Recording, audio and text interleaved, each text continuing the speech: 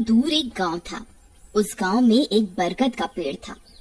उस पेड़ पर एक झूला लटका हुआ था, लेकिन कोई भी गांव वाला उस झूले पर बैठने की हिम्मत नहीं करता था। एक दिन घसीटा और उसकी पत्नी निर्मला सो रहे होते हैं। तभी उन्हें खिड़की से किसी के रोने की आवाज आती है। इस वजह से घसीटा की नींद खुल जाती है। अरे ये कौन है? हे भगवान, लगता है ये आवाज उसी बरगद के पेड़ की तरफ से आ रही है। अरे निर्मला, जल्दी उठो, देखो ना, आज फिर से वही रोने की आवाज आ रही है। हे भगवान, ये रोने की आवाज तो उसी झूले की तरफ से आ रही है।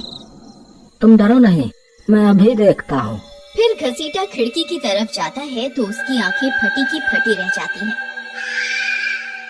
उसे झूले पर एक औरत दिखाई देती है। उसने सफेद रंग की साड़ी पहनी होती है और रो रही होती है। अरे निर्मला, जल्दी यहाँ आओ, देखो झूले पर कोई बैठा हुआ है। फिर निर्मला भी जल्दी से खिड़की की ओर जाती है और उस औरत को देखने लगती है। अजी, ये वही चुड़ैल तो नहीं जिसने इस झूले पर अपना कब्जा कर रखा है? तुम्हारा दिमाग खराब तो नहीं हो गया? वो सिर्फ एक औरत है। अजी, भला रात के 2 बजे कौन पेड़ के नीचे झूला झूलता है? अब तुम रुको, मैं अभी बाहर जाकर देखता हूँ। अरे रुको रुको, तुम्हारा दिमाग खराब तो नहीं हो गया जो खुद मौत के मुंह में मरने के लिए जाना चाहते हो? मैं आपको कहीं नहीं जाने दूंगी। तभी वह चुड़ैल अचानक से गायब हो जाती है। ये सब देखकर वे दोनों डर जाते हैं। अरे मर गए रे, ये तो गायब हो गई। मैंने आपसे कहा था ना जी, ये कोई आम औरत नहीं है। तुम सही कहती हो निर्मला, इस झूले में जरूर कोई गड़बड़ है, तभी कोई गांव वाला इसके आसपास जाने में भी डरता है। अजी, आज तक तो हमने इस झूले के बारे में सिर्फ अफवाहें ही सुनी थी। आज तो अपनी आंखों से देख लिया। मैं अब इस घर में और नहीं रहने वाली। फिर अगले दिन निर्मला का भाई अपनी पत्नी के साथ शहर से उसके घर आता है। अरे निर्मला बहन, तुम कहाँ हो? अरे भाई, तुम आज तुम्हें अपनी बहन की याद कैसे आ गई? बस ऐसे ही बहुत दिन हो गए थे, तो मैंने सोचा अपनी प्यारी बहन से मिल लूं आज। फिर वे लोग पूरा दिन हंसी मजाक करके बिता देते हैं। और फिर रात होने पर, बबलू भाई, तुम नीलू के साथ इस कमरे में सो जाओ, हम साथ वाले कमरे में सो जाते हैं। और हाँ, तुम्हें किसी चीज की जरूरत हो तो मुझे बता देना। फिर इतना बोलकर निर्मला अपने कमरे में सोने के लिए चली जाती है। फिर कुछ देर के बाद नीलू की नजर खिड़की के बाहर उस झूले पर पड़ती है। अजी, इधर आइए, वो देखिए, वो पेड़ के नीचे एक झूला लगा हुआ है। हमारे शहर में तो ऐसा कहीं देखने को नहीं मिलता। चलिए ना, मेरा बहुत मन है झूला झूलने का, चलिए ना। अरे रुको रुको, अभी तो रात हो गई है, सुबह होते ही झूल लेना, अभी सो जाओ। फिर इतना बोलकर बबलू सोने चला जाता है, लेकिन नीलू उसी झूले को देखती रहती है। अजी सुनिए ना, चलिए ना, मेरा बहुत मन है। लेकिन बबलू नीलू की बात को अनसुना कर देता है और सो जाता है। फिर नीलू सोचती है, अरे ये झूला तो एकदम घर के पीछे ही है, मैं खुद ही चली जाती हूँ। फिर इतना सोचकर नीलू घर से अकेले ही निकल पड़ती है और सीधा उस झूले के पास पहुंच जाती है। अरे वाह, जैसा मैंने सोचा था ये तो बिल्कुल वैसा ही निकला। आज तो मजा ही आ गया। फिर नीलू उस झूले पर बैठ जाती है और झूला झूलने लगती है और गाना गाने लगती है। पंछी बनूं उड़ती फिरूं मस्त गगन में, आज मैं आजाद हूँ दुनिया के चमन में।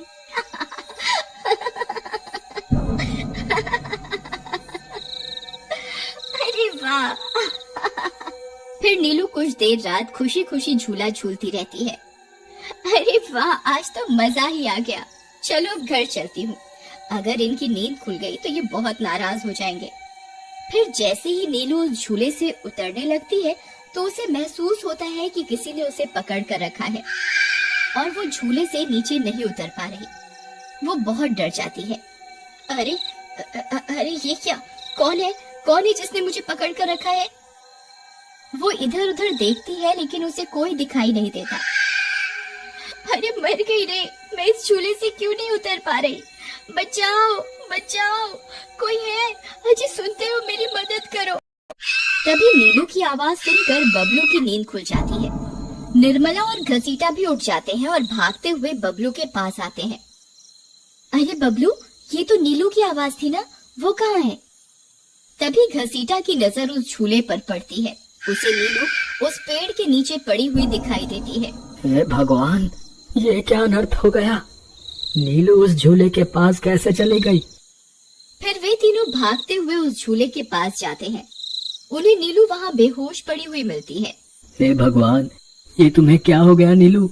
नीलू, तुम्हें यहाँ नहीं आना चाहिए था। हे भगवान, अब क्या होगा? फिर वे सब लोग वापस अपने घर आ जाते हैं और सुबह होने पर नीलू को होश आता है। नीलू, तुम ठीक तो हो ना? आज के बाद कभी उस झूले के पास नहीं जाना। उस झूले पर किसी चुड़ैल का साया है। ठीक है दीदी, मैं आज के बाद उस झूले के पास कभी नहीं जाऊंगी। फिर रात होने पर सब सो रहे होते हैं। तभी नीलू की नींद खुल जाती है। उसकी आंखें लाल हो जाती हैं और उसके पैर उल्टे हो जाते हैं और वो घर से निकलकर झूले की तरफ चल देती है और झूला झूलने लगती है।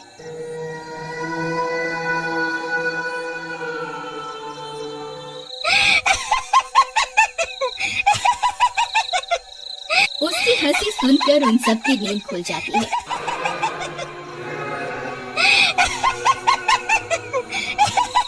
निर्मला और घसीटा भागते हुए बबलू के कमरे में आते हैं और नीलू को वहां ना पाकर परेशान हो जाते हैं।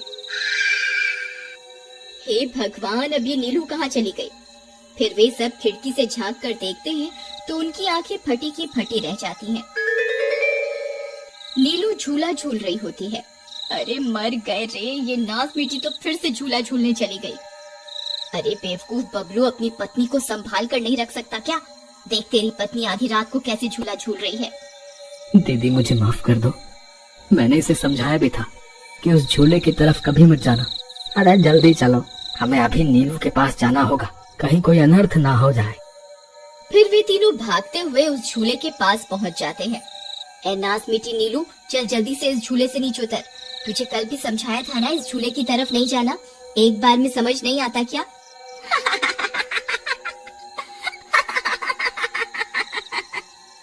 जरा इसके पैरों की तरफ तो देखो। अरे मर गए रे, ये तो चुड़ैल बन गई है। अरे मर गए रे, मेरी बीवी तो चुड़ैल बन गई। अब क्या होगा? अरे भागो रे भागो, सब अपनी जान बचाकर भागो। अरे मैं तो जीते जी विधवा बन गया। अरे मेरी बीवी तो चुड़ैल बन गई। फिर वे तीनों वहाँ से भाग जाते हैं। तभी उन्हें रास्ते में कुछ गांव वाले मिलते हैं। अरे घसीटा भाई, क्या हुआ? इतनी रात गए, कहाँ भागे जा रहे हो? अरे भाई, इसकी पत्नी नीलू शहर से आई थी और रात को वो बरगद के पेड़ के नीचे बंधे झूले पर झूला झूलने चली गई। अब उस चुड़ैल ने उसके शरीर पर अपना कब्जा कर लिया है। हे भगवान, ये क्या अनर्थ हो गया? चलो हम सब मिलकर अभी वहाँ चलते हैं। फिर वे सब गांव वाले मिलकर वहाँ पहुँच जाते हैं। नीलू अभी भी झूला झूल रही होती है। ए चुड़ैल, बस बहुत हो गया। तूने हम गांव वालों को बहुत परेशान किया है। तेरी वजह से कोई भी रात को इस रास्ते से गुजरने की हिम्मत नहीं करता था, लेकिन बस आज तेरा खेल खत्म करके ही रहेंगे। चलो भाइयों, आज इस चुड़ैल को जिंदा नहीं छोड़ना, बता रहे हैं। भाइयों, हमें इस झूले को इस पेड़ से काट कर अलग करना होगा। फिर कुछ गांव वाले खंजर से झूले की रस्सी तोड़ देते हैं। झूला टूटते ही नीलू नीचे गिर जाती है और चुड़ैल गुस्से में नीलू के शरीर से बाहर निकल जाती है। हे गांव वालों, ये तुमने सही नहीं किया, अब तुम सब मरोगे। भाई जल्दी से इस झूले में आग लगा दो, हो सकता है इस झूले के जलने से ये चुड़ैल भी मर जाए। तभी एक गांव वाला उस झूले को आग के हवाले कर देता है। उस झूले में आग लगते ही वह चुड़ैल भी तड़पने लगती है और कुछ ही देर में वो भी जलने लगती है। मैं किसी को जिंदा नहीं छोड़ूंगी। अरे अरे मर गई रे। गांव वालों, मैं तुम्हें जिंदा नहीं छोड़ूंगी, मैं वापस आऊंगी।